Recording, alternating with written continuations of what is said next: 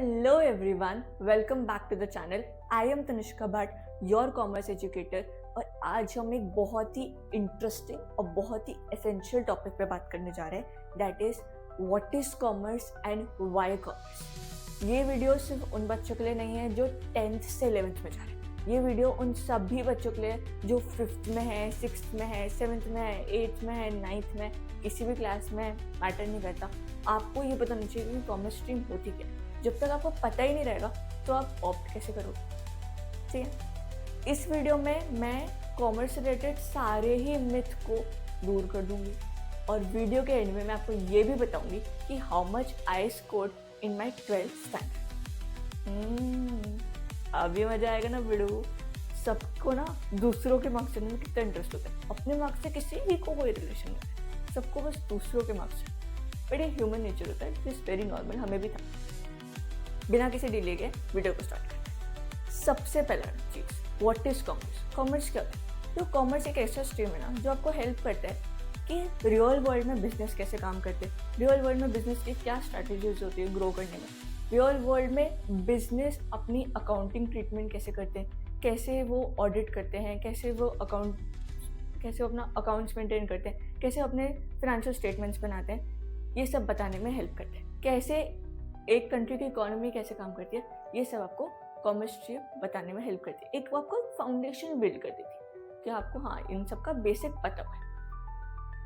दूसरी चीज आती है कि कॉमर्स में कितने सब्जेक्ट आते हैं। कॉमर्स में 3 सब्जेक्ट आते हैं, एक होता है अकाउंटेंसी, एक होता है बिजनेस, एक होता है इकोनॉमिक्स। अकाउंटेंसी पूरा ही प्रैक्टिकल बेस्ड होता है, बिजनेस पूरा थ्योरेटिकल होता है और economics both practical and theoretical होता है। अकाउंटेंसी में हम क्या क्या सीखते हैं कि एक कंपनी कैसे अपने फाइनेंशियल स्टेटमेंट्स कैसे बनाती है, कैसे अपना प्रॉफिट एंड लॉस स्टेटमेंट बनाती है, कैसे वो अपने रेशियोज निकालती है जिसको देख के एक इन्वेस्टर उनकी कंपनी पे इन्वेस्ट करते हैं। बिजनेस में हम पढ़ते हैं कैसे एक कंपनी अपनी स्ट्रैटेजीज बिल्ड करती है, कैसे वो एक मैनेजमेंट इतने सारे लोगों को मैनेज कैसे करती है, क्या वो प्रिंसिपल्स फॉलो करती है। और इकोनॉमिक्स में हम ये समझते हैं कि एक देश की इकोनॉमी कैसे काम करती है, कैसे एक प्रोडक्शन यूनिट जो होती है वो कैसे अपना प्रोडक्शन प्रोसेस करती है ताकि वो कम से कम रिसोर्सेज में ज़्यादा से ज़्यादा प्रॉफिट अटेन कर पाए, कैसे एक कंज्यूमर, कैसे एक आम आदमी अपनी इनकम को स्पेंड करता है ताकि वो मैक्सिमम सेटिस्फैक्शन गेन कर सके।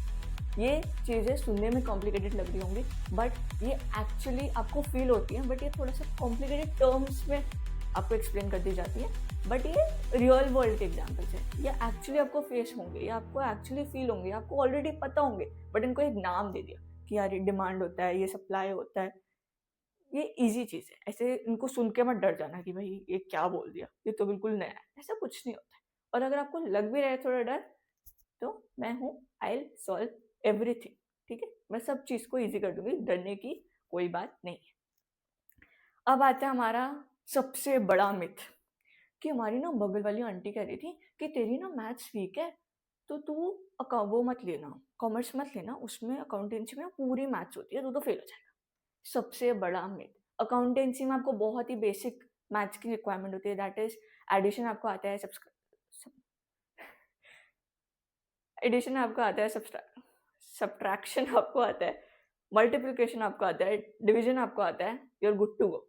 आपको किसी और चीज़ की नीड नहीं है। स्टैटिस्टिक्स में थोड़ा सा कॉम्प्लिकेटेड हो जाता है बट वो भी हम इजी कर देंगे, उसकी भी कोई दिक्कत नहीं है। दूसरा मिथ आता है कि ना तो मुझे बीकॉम करना है ना तो मुझे सीए करना है, तो मैं कॉमर्स स्ट्रीम ऑप्ट क्यों करूँ।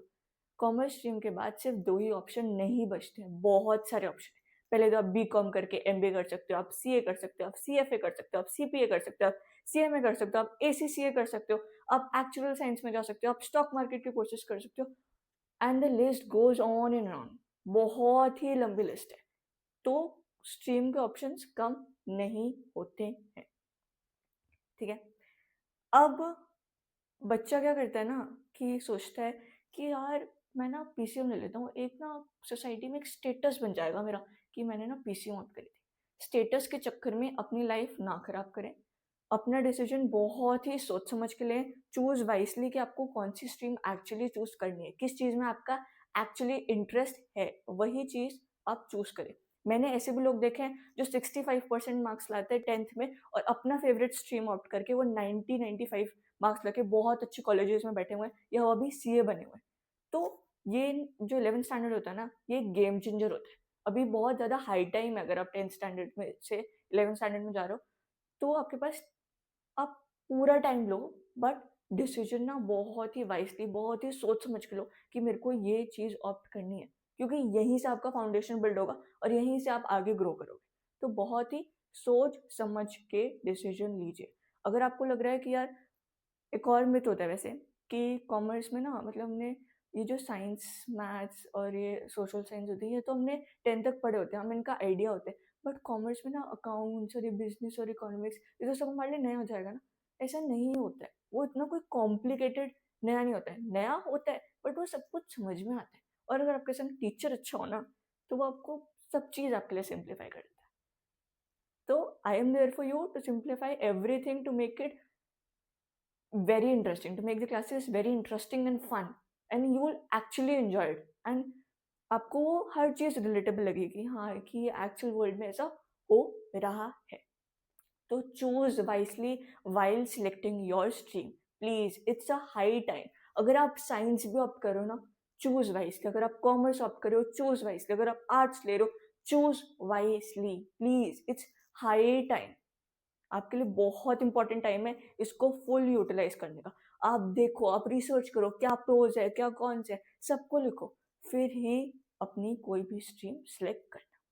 अब आते हैं वीडियो के एंड पार्ट में, जिसका आपको बेसब्री से इंतजार था कि भाई मैंने कितना स्कोर करा था अपने 12th में। तो मेरा ओवरऑल स्कोर 96.6% था, जिसमें मैंने कॉमर्स के subjects, that is business, accountancy, economics में कितना स्कोर करा था। बिजनेस में मेरा 100/100 स्कोर था, 100/100 स्कोर था। इकोनॉमिक्स में स्कोर 98/100 एंड अकाउंटेंसी में स्कोर 95/100। अब आप ये सोचोगे यार, ये 5 मार्क्स कहाँ कटे, ये 2 मार्क्स कहाँ कटे, तो मैं आपको वो भी बता देती हूँ कि मेरे मार्क्स एक्चुअली कटे कहाँ थे। मैंने अपनी पिछली वीडियो में बताया था कि हमारे टाइम पे 2 बार बोर्ड्स होते हैं, एक पूरा ऑब्जेक्टिव बेस और एक पूरा सब्जेक्टिव बेस। सब्जेक्टिव बेस में मेरे सब में अच्छे नंबर थे, मेरे मार्क्स कटे थे ऑब्जेक्टिव बेस में। बिजनेस में इसलिए नहीं कटे थे क्योंकि वो थ्योरी बेस्ड था, उसके लिए ऑब्जेक्टिव टाइप क्वेश्चन सॉल्व करना वाज एन ईजी टास्क, मतलब वो इतना कॉम्प्लिकेटेड नहीं था। बट अकाउंटेंसी में वो जो एक प्रैक्टिकल सब्जेक्ट होता है, उसमें आपको फुल फ्लेजेड क्वेश्चन करने की आदत होती है, एक लॉन्ग क्वेश्चन करने की आदत होती है।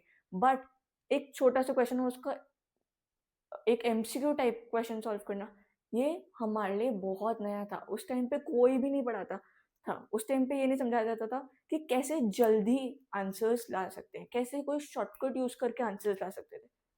तो वहां पर मेरे मार्क्स कटे थे। But I can assure you, मेरे तो मार्क्स कट गए, कोई बात नहीं, बट मैं आपके मार्क्स बिल्कुल भी नहीं कटने दूंगी, बिल्कुल भी नहीं। बैक एंड में I am doing my best so that you can score well in your 12th boards and you can score well in your 11th standard as well. तो मैंने बहुत सारे सैम्पल पेपर्स ऑर्डर करे हैं, जिनसे मैं best to best questions निकाल के आपके लिए लेके आऊंगी। मैं बेस्ट टू बेस्ट नोट्स बनाने की कोशिश कर रही हूँ, वो भी हैंड रिटन, जो मैं अभी नेक्स्ट वीडियो में बताऊंगी कि मेरी क्या स्ट्रैटेजी रहेगी आप लोगों को पढ़ाने के लिए। बस आपको पढ़ना है, दैट्स इट। और आपको किसी चीज़ की टेंशन नहीं लेनी है कि भाई क्वेश्चन कैसे होंगे, शॉर्टकट्स कैसे मिलेंगे, याद कैसे होगा। बस आपको बैठ के पढ़ना है और मेहनत करनी है और 12th में बेस्ट टू बेस्ट स्कोर करना है, बस दैट्स इट। और वो कुछ भी नहीं करना है और ज़्यादा पैनिक भी नहीं करना है, चिल रहना, सब कुछ हो जाएगा। इसलिए चैनल को सब्सक्राइब कर लें, क्योंकि बहुत सारी चीज़ आने वाली है और आपके लिए बहुत यूज़फुल होगा और बहुत ही प्रीमियम कंटेंट होगा। ये नहीं कि मैं इजी क्वेश्चन करा दूंगी, मैं डिफ़िकल्टी लेवल वाले क्वेश्चन भी कराऊंगी ताकि आप अपनी कंफर्ट जोन से बाहर आ जाए। ऐसा तो होगा नहीं कि अगर मैं ज़्यादा पढ़ लिया तो आप यार एग्जाम में कहोगे यार मैंने तो ज़्यादा पढ़ लिया, अब क्या करूँगा। ऐसा नहीं होता है। कम पढ़ लिया वो टेंशन वाला विषय होता है, ज़्यादा पढ़ लिया टेंशन वाली बात नहीं होती है। We'll do our best together. So if you are watching this video and if you have watched this video till the end, अभी तक watch कर लिया, तो please subscribe the channel and please add your comments as well कि क्या क्या चीज़ें आपको प्रॉब्लम फेस करा रही है, कि कहाँ कहाँ आपको डिफिकल्टी हो रही है, कि क्या क्या टॉपिक्स में आपको डिफिकल्टी हो रही है, तो मैं उसमें भी वर्क करके उस चीज़ को भी सिंप्लीफाई करके उस प्रॉब्लम का भी सोल्यूशन लेके आएंगे. That's it for the video. Thank you so much for watching. If you haven't subscribed the channel, please do it. The content would be premium and you won't regret it. Thank you so much. Bye bye. See you in the next video.